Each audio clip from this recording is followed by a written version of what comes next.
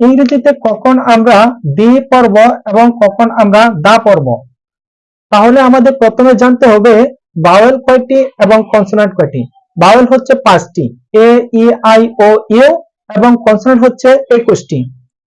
তাহলে যে ওয়ার্ডগুলো ভাওয়েল দিয়ে শুরু হয় তার আগে যদি টি-এইচ-ই থাকে তাহলে তার উচ্চারণ দি হবে।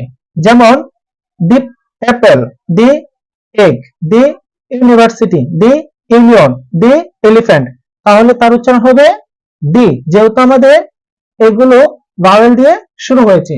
এবং যে সকল ওয়ার্ডগুলো আমাদের কনসোনেন্ট দিয়ে শুরু হয় এবং তার পূর্বে টি-এইচ-ই থাকে তার উচ্চারণ দা হয়, তার উচ্চারণ দা হয়।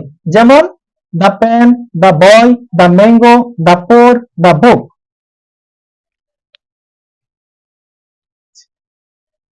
এইবার ঠিক আছে।